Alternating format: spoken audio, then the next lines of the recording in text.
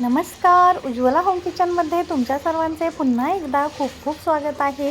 आज आपण पौष्टिकतेने भरपूर अशी तोंडात टाकताच विरघळणारी गाजरची बर्फी कशी बनवायची हे बघणार आहोत। हिवाळ्यामध्ये बाजारामध्ये छान असे लालचुटूक गाजर उपलब्ध असतात, त्यामुळे 1 किलो गाजर मी येथे घेतलेला आहे। स्वच्छ धुवून घ्यायचं आहे। आता किसणीच्या साहाय्याने हे सर्व गाजर एक एक करून आपल्याला अशा पद्धतीने किसून घ्यायचे आहे। जर आपल्याला किसून घ्यायचे नसेल तर चॉपरमध्ये बारीक केले तरी सुद्धा चालू शकेल। आता एक एक करून सर्व गाजर आपले किसून झालेले आहे, आपण बघू शकता येते। हे बघा, आता गाजर किसून झाले की हे साईडला ठेवून देऊया। एका कढईमध्ये 2 ते 3 चमचे आपल्याला साजूक तूप घ्यायचं आहे। हे छान असं गरम झालं की यामध्येच आपण जो किसून घेतलेला गाजरचा किस आहे तो थोडा थोडा करून टाकून घ्यायचा आहे। आता 2 मिनिटं ह्याला मिक्स केल्यानंतर आपण ह्याला झाकण ठेवून देऊया, म्हणजे हा पटकन सॉफ्ट व्हायला मदत होते। आता 2 ते 3 मिनिटं फक्त आपण झाकण ठेवून घेणार आहोत। आता 3 मिनिटानंतर लगेचच आपण झाकण काढून घ्यायचं आहे आणि यामध्ये साखर टाकून घ्यायची आहे। आता 1 किलो साखरसाठी मी येथे 1 किलो गाजरसाठी मी येथे पाव किलो साखर टाकलेली आहे। आता साखर आपल्याला यामध्ये व्यवस्थित अशी मिक्स करून घ्यायची आहे।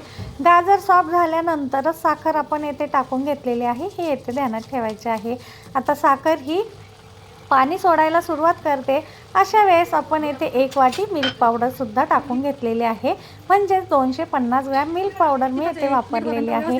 हे सुद्धा छान असं मिक्स करून घ्यायचं आहे आणि आता मिश्रण जोपर्यंत कढई सोडत नाही तोपर्यंत आपल्याला हे छान असं मिक्स करत राहायचं आहे। हे बघा, आता साखरेला पाणी सुटल्यामुळे थोडंसं असं लिक्विड आपल्याला दिसत असेल, परंतु 7 ते 8 मिनिटात आपलं हे घट्ट मिश्रण तयार होतं। आता तोपर्यंत आपण एका ताटाला छान असं साजूक तूप लावून ठेवायचं आहे।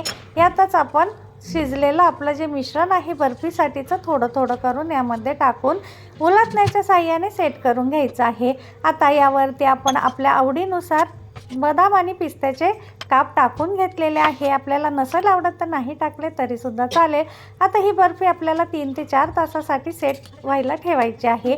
आता हे काप थोडेसे मी हाताच्या साहाय्याने स्प्रेड करून घेतलेले आहे, प्रेस करून घेतलेले आहे।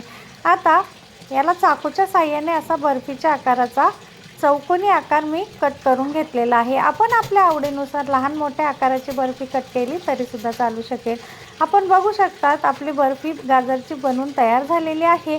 नक्की ट्राय करा ही पौष्टिक रेसिपी। आवडली असेल तर चॅनलला लाईक, शेअर आणि सबस्क्राईब करायला विसरू नका। धन्यवाद।